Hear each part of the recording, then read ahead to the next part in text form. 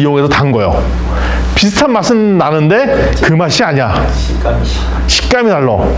그래갖고 그거를 겨우겨우 구했어요. 어디서 구했냐면 일본 사람들 중에 그 인도 북쪽에 가면 히말라야에 가까운 데 있거든요. 거기에서 배추를 재배하는 사람들이 있더라고요.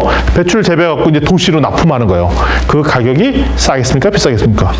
비싸죠. 근데 그걸 살까요? 안 살까요? 사죠. 아니 먹고 싶으니까. 아주 귀하게. 그래서 김장을 하죠. 김장을 해서 김치 냉장고에 담그죠. 그런 트렌드들. 인구가 어떻게 바뀌고, 기후가 어떻게 바뀌고, 정치도 어떻게 바뀌고, 경제 시스템이 어떻게 바뀌고, 그다음에 우리나라 지금 경제 구조가 점점 우리나라 지금 보면 자동차 이런 데는 점점 하향 산업이 되고, 조선, 철강 이런 거는 하향 산업이고, 넥스트로 올라가는 산업들을 보이죠. 넥스트로 올라가는 산업들은 바이오, 일부 IT, 그다음에 또 어떤 산업들 올라가 있습니다. 그다음에 문화 엔터테인먼트 산업 뭐 이런 산업들이 부상하잖아요. 그런 부상하는 산업들의 특징 중에 하나는 뭐 어떤 특징들이 있고 이런 거 트렌드를 보이고 거기에 그러면 요소되는 기술 요소들이 뭔지를 보면 5년 뒤에 뭐가 잘 될까 안 될까 잘할 수 있다는 거죠. 분명한 건 이거예요. 좀 예를 들면 대표적으로 계속 반복해서 전기자동차 얘기하는데 5년 뒤에 되면 전기자동차 보급률이 더 많이 늘 거라고요. 그러면 잘 보십시오. 스마트폰 맨 처음에 들어왔어요. 우리가 애플 뭐 이런 회사가 되기는 쉽지 않죠. 그건 인정. 그럼 잘 보십시오. 스마트폰 주변에 있는 새로운 비즈니스들이 뭐가 있었는가 잘 보십시오. 액세서리는 완벽한 저는 맨 처음에 이해할 수 없어요. 아니 무슨 스마트폰인데 거기다가 또 돈에서 껍데기를 또 키우고 하고 그걸 또 선물로 주고받고 이런 것도 상상 못 했잖아요. 어떻게 그런데 돈을 쓰냐? 쓴단 말이죠. 근데 전기자동차 이런 것들을 보면은 거기에 보면 그런 리폼, 다양한 형태의 비즈니스들, 그다음에 제가 보니까 배터리 사업 이런 사업들이 주구장창 예견돼 있는 그 사업들이 하나죠. 그래서 최근에 들어서는 그걸 준비하는 사람들 중에 그 농민들 중에 요즘 저거 준비하는 사람들 많이 있어요. 뭐냐면 농촌 태양열 전지 사업 하시는 분들 들어보셨어요? 태양열 전지 사업. 태양열 발전소. 네. 계속 전화가 오는데요? 계속 전화가 오죠. 지금 그 얘기가 뭐냐면 태양열 전지를 이렇게 딱 해놓으면 거기가 태양열 전지판을 하면 그 전기를 누가 사냐면 한전이 사요. 그러니까 누가 제가 뭐 방송을 해서 들었어요. 그 데이터로 뭐냐면 자기가 600평 정도를 했대요.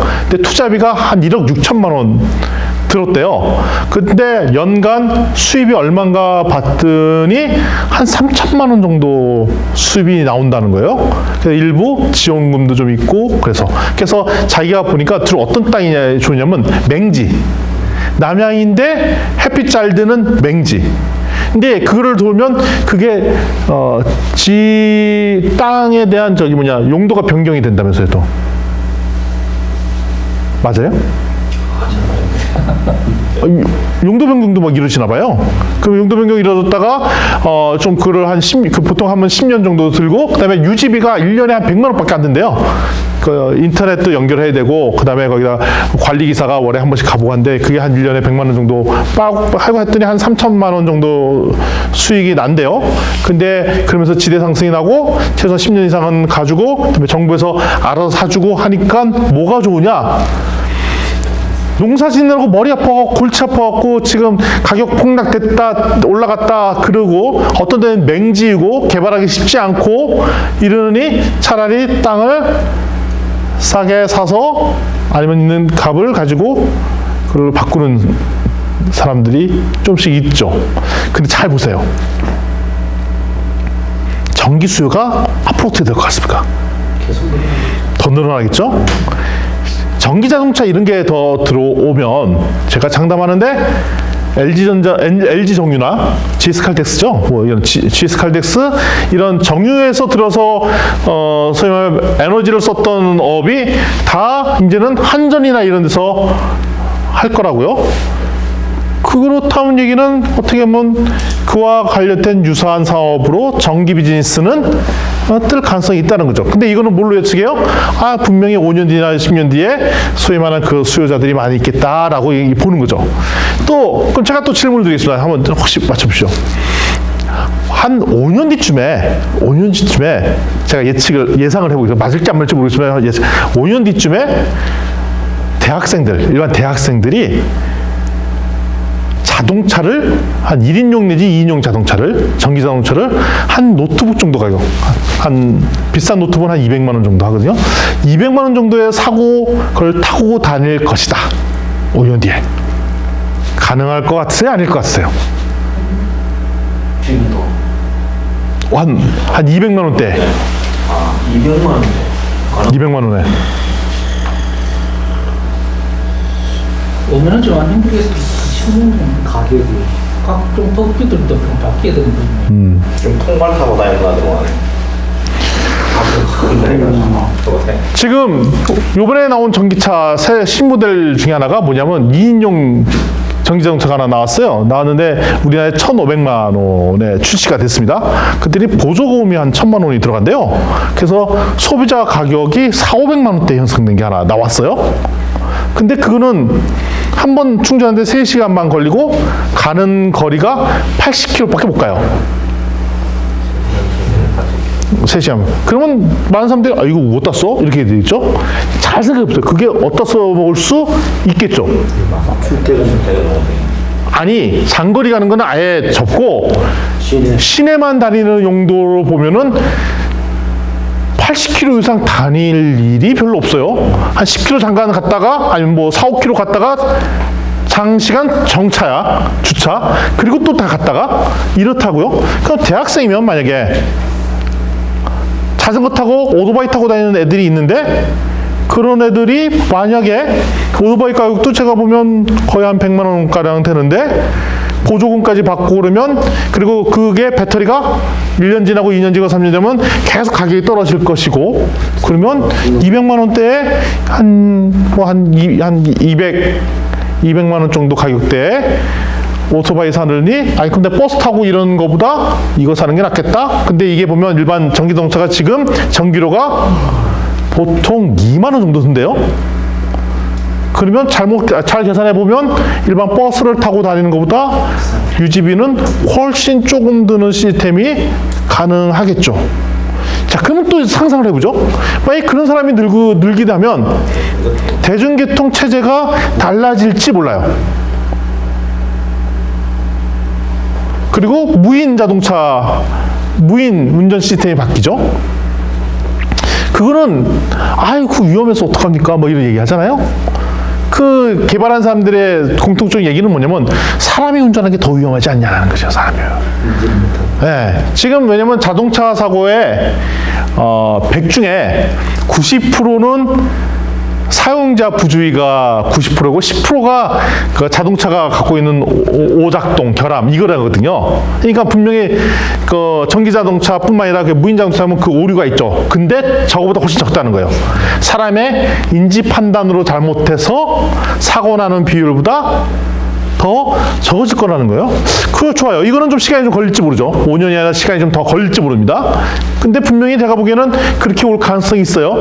그러면 만약에 무인 자동차가 반대로 사람이 운전하는 것을 불법으로 바꿀 날도 있다라는 거예요. 옛날에는 자동차 없을 때 이 동네 다니려면 뭘 나면 마차 갖고 다녔죠. 그 뒤집어서 지금 도심에서 진주에서 마차 끌고 다니려면 어떻게 돼야 되죠? 가능한 얘기인가요? 마차 끌고 다니는 거? 말로 허락 맡아야 되나요? 확인해 봐야겠죠. 도로교통에 말 타고 다니면 돼요? 어떻게 돼요? 차로 다니는 가능합니까? 네. 신고해야 됩니까? 네. 우마차도 아, 괜찮다는 얘기? 우마차 다녀도 된다는 얘기예요? 네. 차로 차와 똑같다는 거죠? 그러면 좌회전 하려면 1차선으로 이렇게 가야 되는 거죠? 그렇더러 아니면 횡단보도처럼 가야 되는 거죠? 차처럼 가야 되는 거죠? 예. 우마차가 다 우마차. 아, 그러네. 운전면허 시험에 우마차가 있었던 것 같기도 해요. 요즘에는 뭔가 같죠. 운전면허는 말하고는 관계가 없습니다. 뭐만 차는데. 왜냐하면 예. 울산에 있을 때 교통면허가 취소가 됐는데 말을 타고 다니거든요. 아, 그 얘기 저 본 것 같아요. 예, 그래서 결국에는 말 사료 바로 차를 끌고 가다가 무면허로 후속이 되고 사고가 생겼는데 그거 보면은 말을 모는 거는 뭐 면허하고 관계없지 않나요? 근데 문제는 이제 말이 가다 길바닥에 실내를 하면 그런 것도 있고. 그건 어떻게 되죠, 진짜?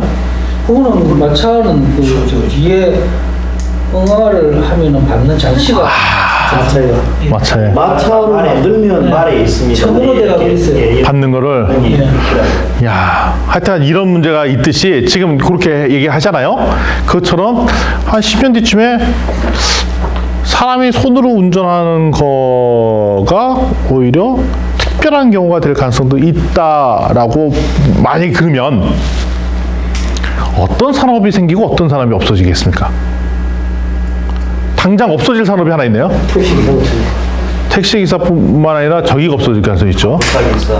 예를 들면 뭐 운전면허 학원, 운전면허라는 체계 자체가 재설계돼야 될 가능성이 있죠.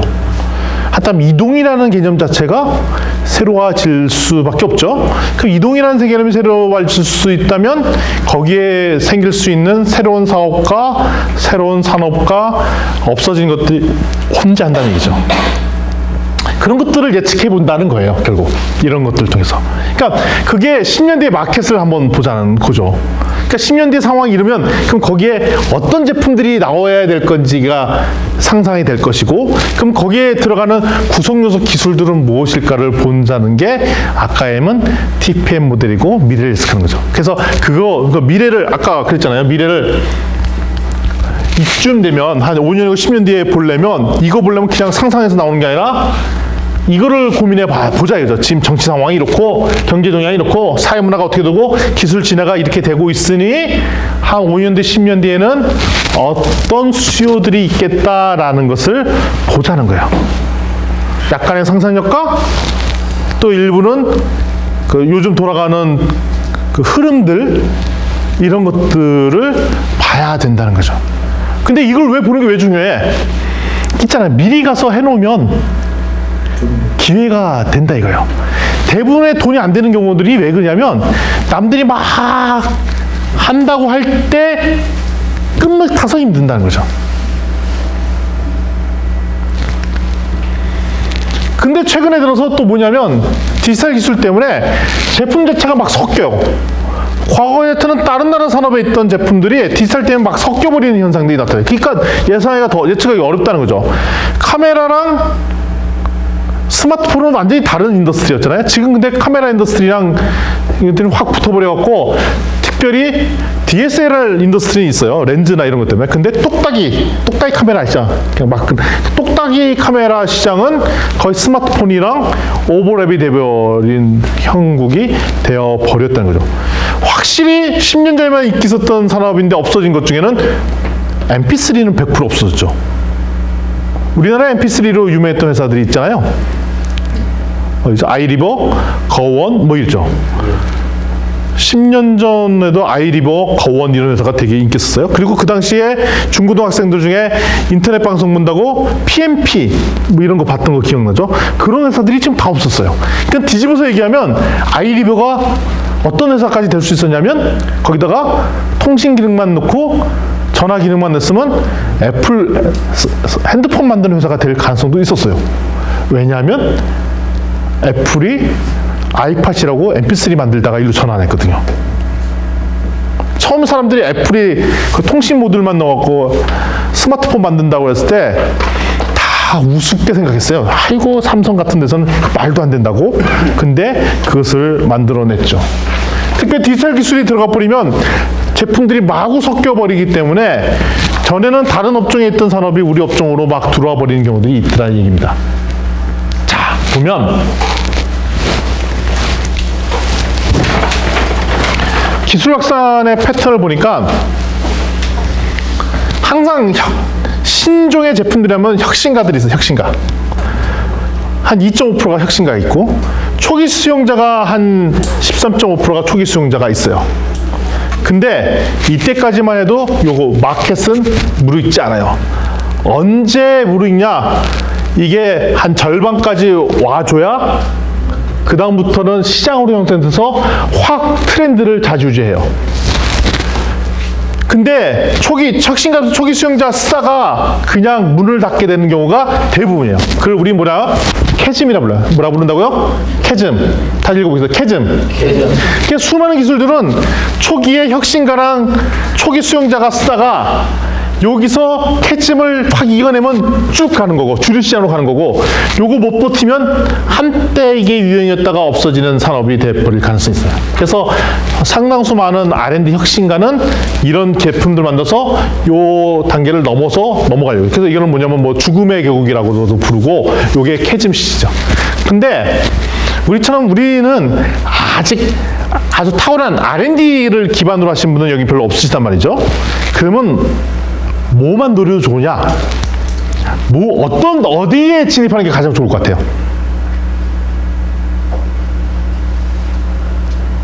그러니까 여러분들이 이 신규 산업에 들어가고 싶어요. 언제 들어가는 게 제일 좋은 것 같아요? 전기. 여기. 검증 끝나고 캐즘, 이 단계를 넘어뛰었어. 그러니까 여기 잘 못 건드리면 망하거든요. 이 산업 자체가 죽어버려요. 막 지났어. 요때 들어가면 되죠, 요때. 근데 안목이 있어야 돼요. 요때 들어가는 거. 전기 자동차는 지금 한 요쯤에 요즘. 왜 그러냐? 1년 6개월 전만 해도 그때 자동차 인더스트리에서 주류 산업이 전기 자동차일지 수소차일지 막 경쟁했었어요. 막 있어요. 근데 지금 요때가 물밀듯이 나오고 있어요. 새로운 산업이죠. 그러니까 여기에 관련된 다양한 서비스, 소프트웨어, 다양한 산업들이 있다는 얘기죠. 따라서 이제 지멘스 산업도 뭐냐면 이런 걸 한다는 거죠. 항상 모든 기업이 미래를 예측을 한다는 거예요. 그래서 아까 패스트 분석 같은 것도 하고, 패스트 산업 구조도 하고, 경쟁사, 소비자, 라이프 스타일도 보고, 그 미래를 예측하고, 요거까지만 해도 안 되니까 전문가 인터뷰도 하고, 미래가 어떻게 될 것이냐 시나리오도 짜보고, 이런 작업들을 계속해서 미래를 예측해서 그를 준비하는 작업들을 하는 거죠. 근데 삼성이 힘들어진 이유 중에 하나가 뭐냐면 삼성에 똑똑한 사람들이 많이 있잖아요. 그냥 날고기는 박사.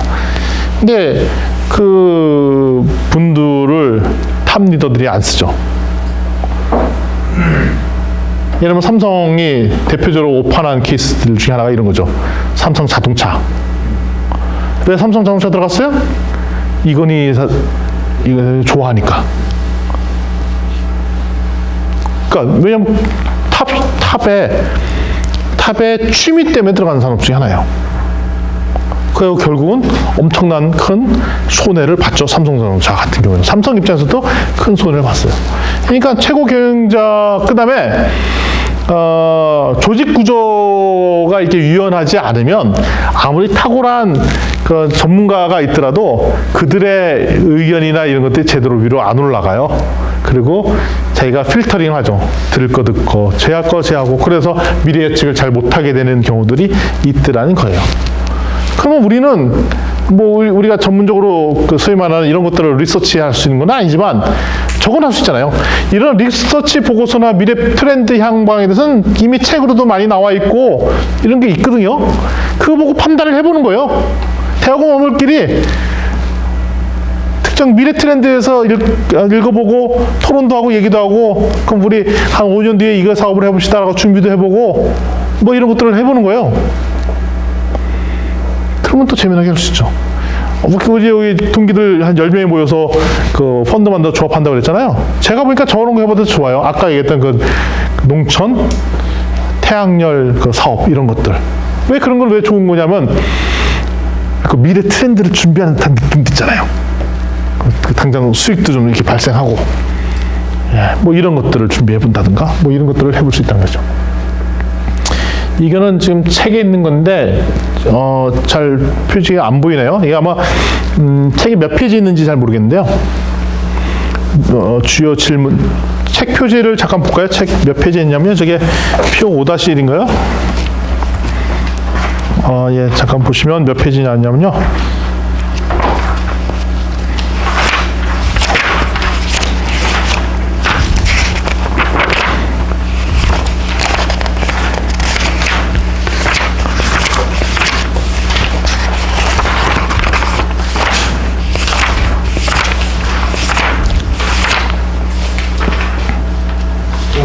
엄청나게 많이 나갔습니다. 예, 지금 엄청나게 많이 나가고 있어요. 예, 224쪽이요.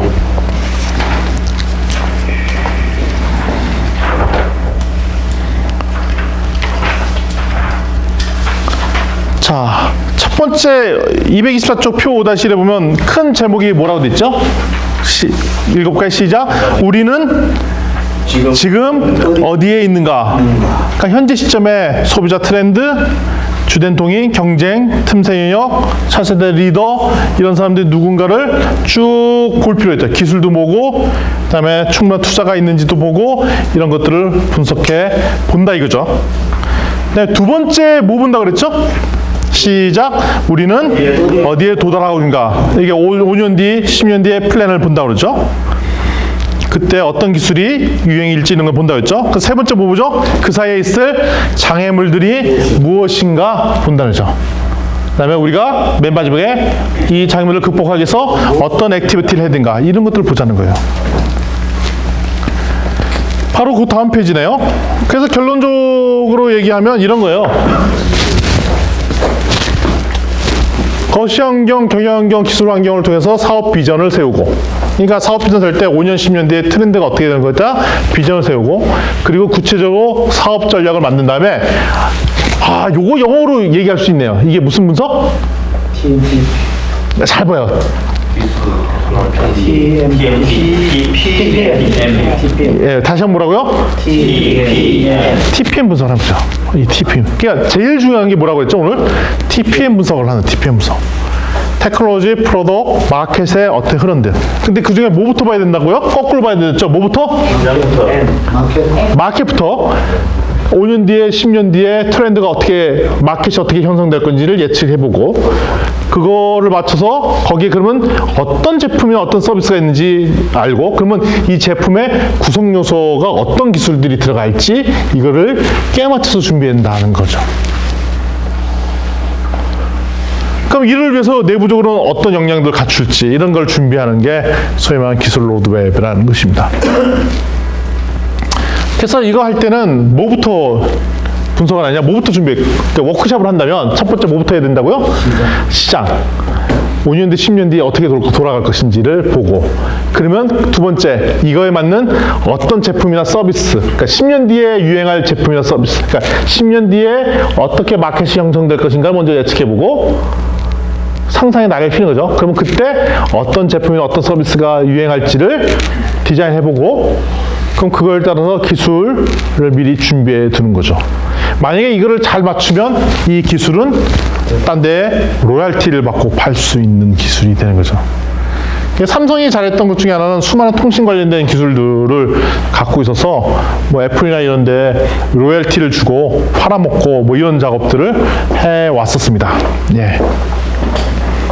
자, 그 다음에 보시면 이런 거죠. 그러다 보니까 연구 개발이 중요하다고 말씀드렸잖아요. 여기 보면 TPM이네요. TPM이죠. TPM. 그럼 여기 보면 연구가 뭐냐면, 근데 각 대학교나 연구소에서 연구할 거잖아요. 지금 보면 그 연구 정보가 다 나와 있어요. 과제 이런 거, 기술 과제 이런 것들이 나와 있잖아요. 그 기술 과제는 지금 하고 있는 거라고요. 그러니까 이런 걸 꽤 맞춰서 이거를 만들어 나갈 수 있다는 얘기를 하는 겁니다. 그래서 어떻게 보면 지금 저런 예를 들면 특허청이나 이런 데 보면 특허로 등록되어 있는데 놀고 있는 특허들이 되게 많이 있어요. 그러니까 예를 들면 내가 이런 제품들을 시장 예측을 했어요. 보니까 이런 그 제품, 이 시장에 적용하면 이 마켓 이런 제품이면 먹힐 것 같아. 그 여기에 들어간 세부 스펙을 봤더니 무슨 기술이 필요해.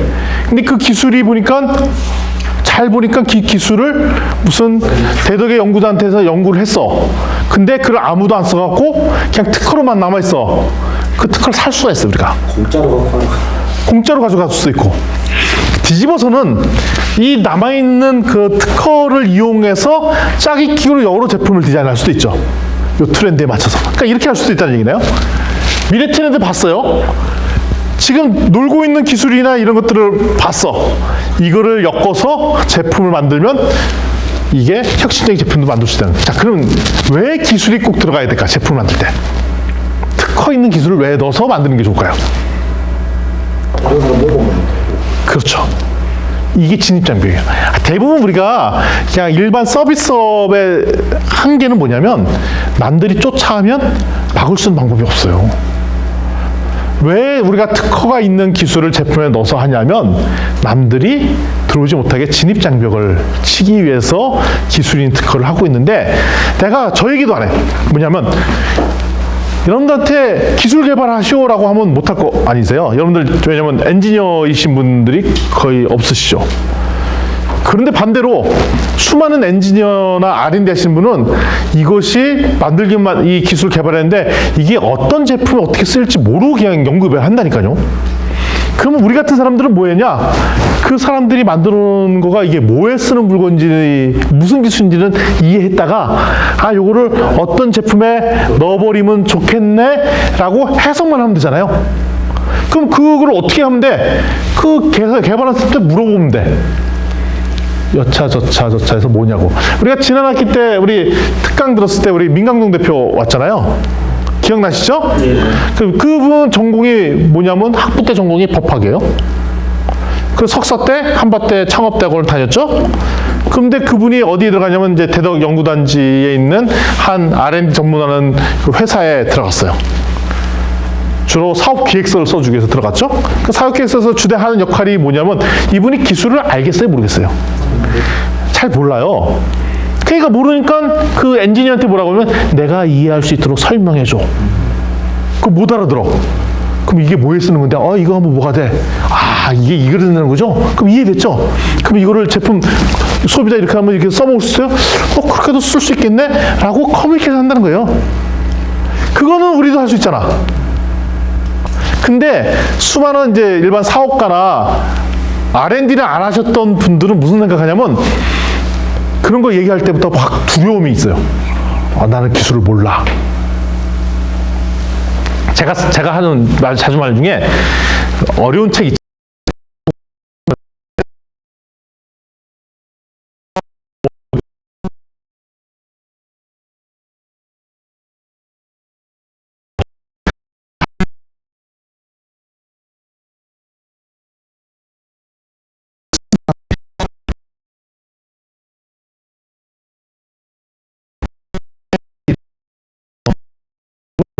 이렇게 얘기해요.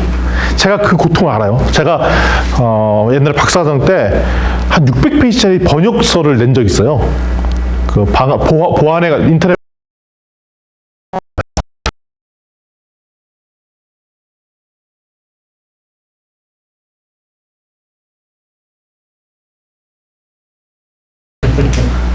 거의 6개월 내내 했어요. 둘이서.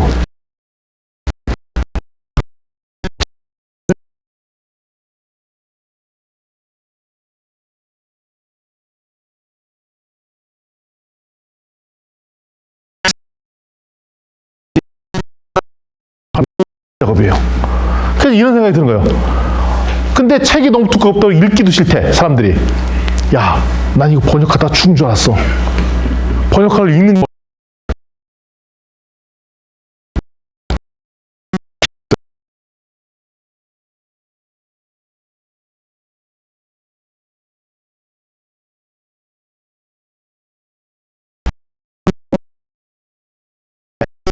그렇죠.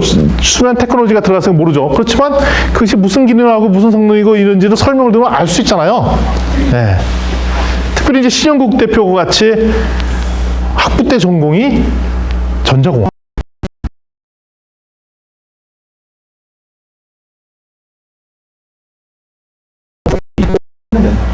의외죠, 의외.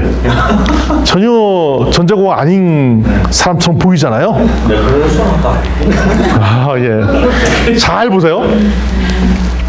잘 보면 다른 사람이 신영국 대표한테 방금 전에 혹시 레크레이션 학과 다녔냐? 잘 몰라요. 신영국 대표님이 학부 때 공부를 열심히 했는지 잘했는지 제가 성적을 지금 확인 안 해봐서 모르겠지만 분명한 뭐냐면 학부 내내 놀았어도 노는 학과에 졸업을 한 순간은 기본 가닥이 있어요. 가닥. 요거를 알아듣는 요거는 알아들어요. 아무리 개판 쳤어도 알아듣는 게 있다고요. 그렇죠? 그렇죠? 맞습니다. 그게 10년, 20년 지나도 지금 가물가물하다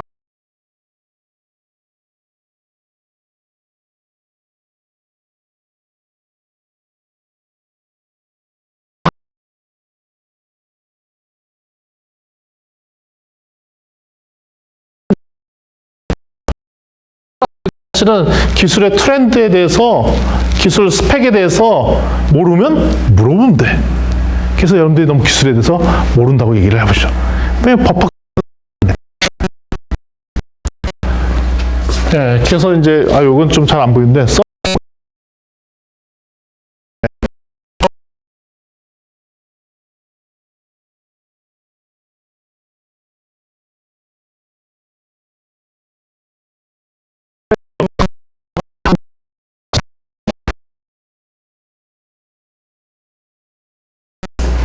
자, 오늘의 마지막 장표 중에 하나요. 자, 이게 되게 유명한 장표 중에 하나예요.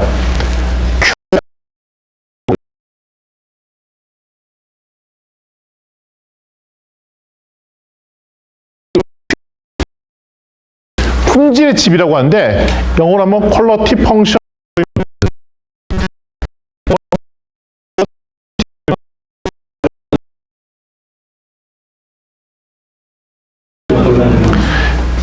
품질 기능이 어떻게 전개되어 있냐 전개도면이에요. 이게 뭐냐면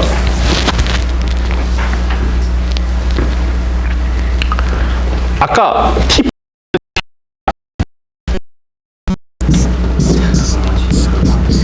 자, T 뭐? 목소리 작습니다. 뭐? 아이 목소리가 작아요. 뭐라고? 프로덕. 예. M 마켓의 흐름에 따라 프로덕을 만들고 프로덕의 차라는 거잖아요. 이게 어떤 테크놀로지가 들어가고 어떤 테크놀로지가 어떻게 이거잖아요. 이거라고요. 자, 그 얘기는 뭐냐면 마켓의 욕구라는 게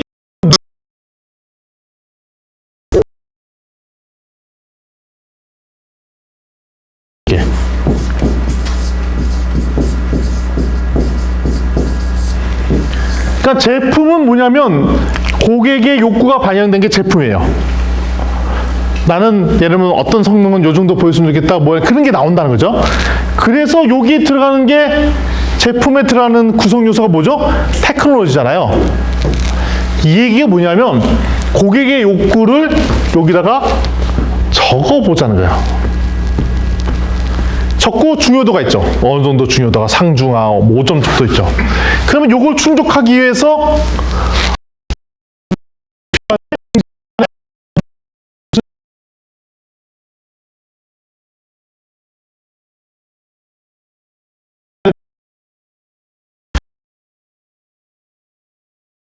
뭐가 나올 수 있냐? 이 고객의 욕구를 충족하기 위해서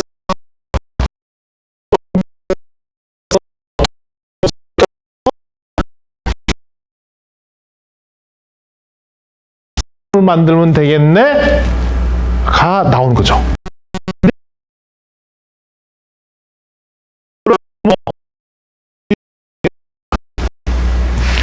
오버 스펙이 나와 항상.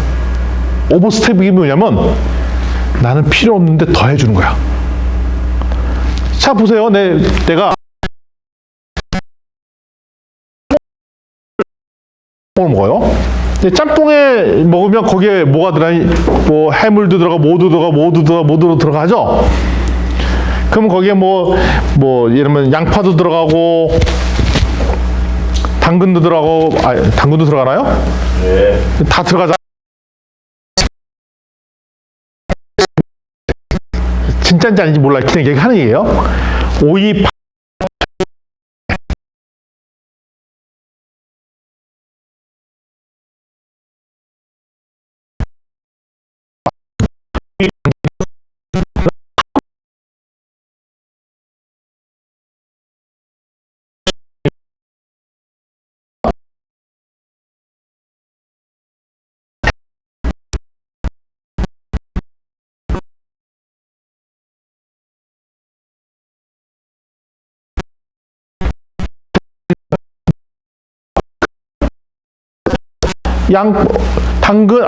오이 4분의 1쪽을 더 넣은 거지. 자, 근데 소비자가 욕구는 거는 4분의 1쪽만 들어가도 충분해.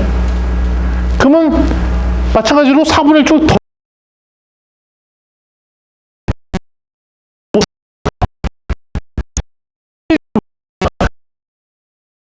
욕구를 정확하게 안팎하고 거기다가 고객의 욕구에 딱 핏하지 않고 오버해서 더 들어가거나 오히려 부족한 것도 있고 그래. 그럴 수 있겠죠. 그게 하루 이틀이면 괜찮은데 그게 1년이고 2년